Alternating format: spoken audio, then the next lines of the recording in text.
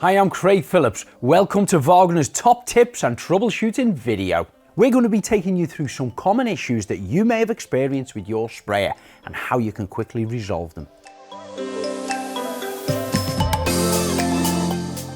I'm going to explain what could happen if you use the wrong attachment for the object or the surface that you're trying to spray. The wall spray and the wooden metal attachment are designed for different types of materials. The wall spray attachment is designed for your emulsion paints, for spraying your walls and ceilings. It could be a silk or a matte water-based emulsion. And the wooden metal attachment is for anything wooden metal. So you can use primers, undercoats, gloss, satin, wood preservatives, lacquers, varnishes, stains, oil or water-based materials can be used with your wooden metal attachment. As you can see on the wall sprayer, it has a lot larger needle size and the wooden metal attachment has a lot smaller needle.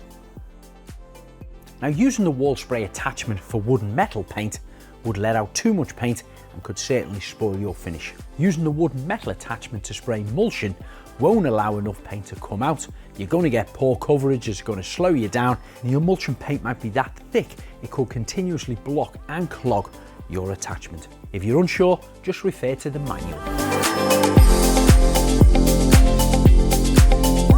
The suction tube is a very important part of the spray attachment. It needs to be pointed in the right direction depending on the surface that you're trying to spray. The suction tube needs to face forward if you're spraying the surface directly in front of you. It can stay in the same position if you're spraying the surface below on the ground, and if you want to spray the surface above you, reverse it to the rear and hold your unit in the correct position for above your head. You can always test your unit on a piece of cardboard until you get used to it.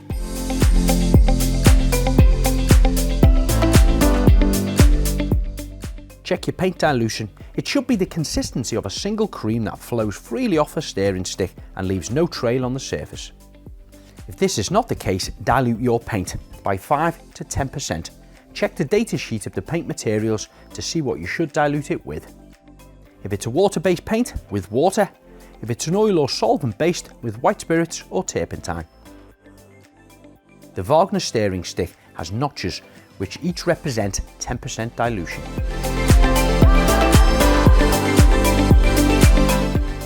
Now, if you have paint leaking out of the front of your sprayer, there's a few things you can check. Always check that the union nut is tight, otherwise you won't get a proper seal around the needle.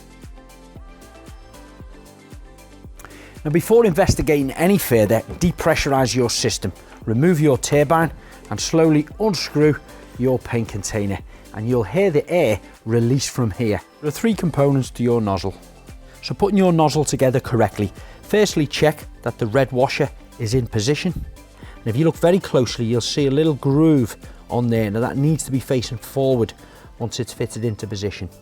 And you can check that your nozzle is in perfect condition by looking all around here to see if there's no cracks or any damage whatsoever. Then the nozzle itself has 4 little gaps taken out of here. You can use any one of them. That has to sit on top of this little nodule sitting in there. And you press it down. That white needle should just close the end of there. You don't want to see any more of that. If there's a little chunk out of that in any way, this nozzle will need replacing. Pull it nice and tight. Just place the air cap on top at any position at the moment. Then your union nut will slide over. You can screw that in by hand. You don't need to use any tools, making it tight enough to allow you to still be able to move the air cap.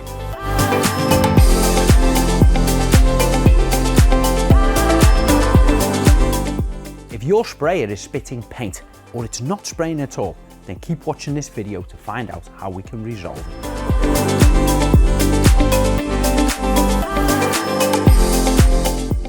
So this is exactly what we don't want. Pulling that trigger straight away, we've got an outburst of paint there, which as you can see, there's too much of it, probably going to drip.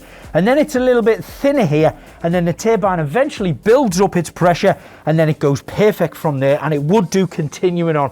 But if you've got this problem, you've got to deal with it straight away. So I'm going to take a damp cloth. I'm going to wipe that thick, heavy paint off there because we don't want it to run. And what we must do is use this 2-part trigger.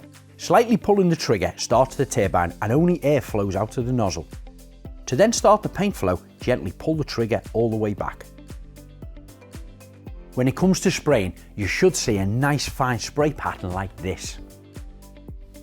If it looks more like this, then there are a few things you can do to improve it. That is the true signs when your paint pot is running out of paint and it's going to need topping up. As I was going along, just as I was coming to the top, it started to splutter a little bit. There simply isn't enough paint in the pot that's drawing up the suction tube to get you a smooth passover of paint. If you see or feel that your paint is starting to splutter in any way, stop, refill it before you carry on.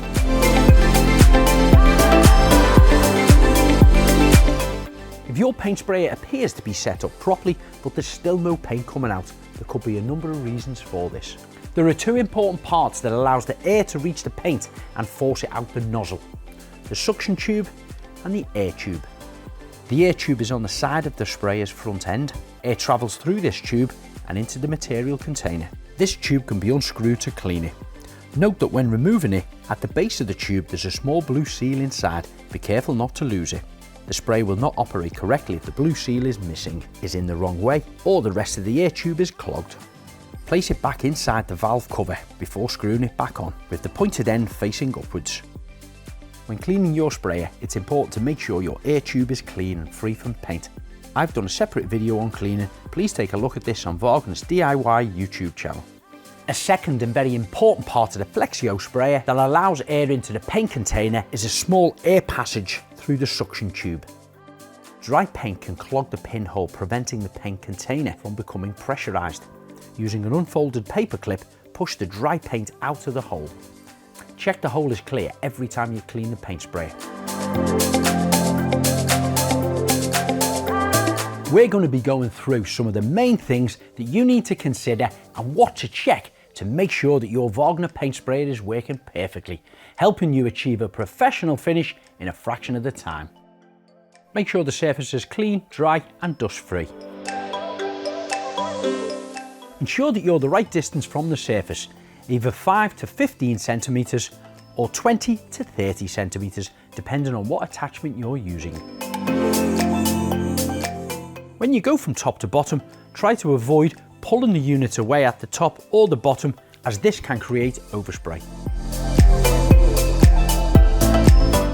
Please ensure that you maintain a 90-degree angle to the surface. Always keep the sprayer moving at a consistent pace. When starting to spray, make sure you're moving the unit before you pull the trigger. Make sure you release the trigger before you finish the movement.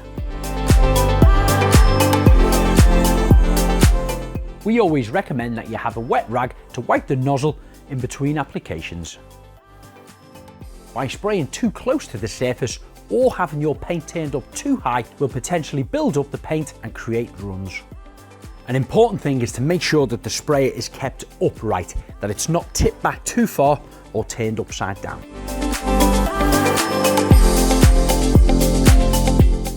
I'm going to be showing you how quick and easy it is to replace your air filters on your Wagner paint sprayers.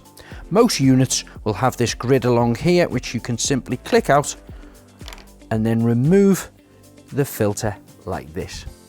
This can be cleaned with some hot soapy water, rinsed and left to dry, and then put back in, or you can just replace it with a new one.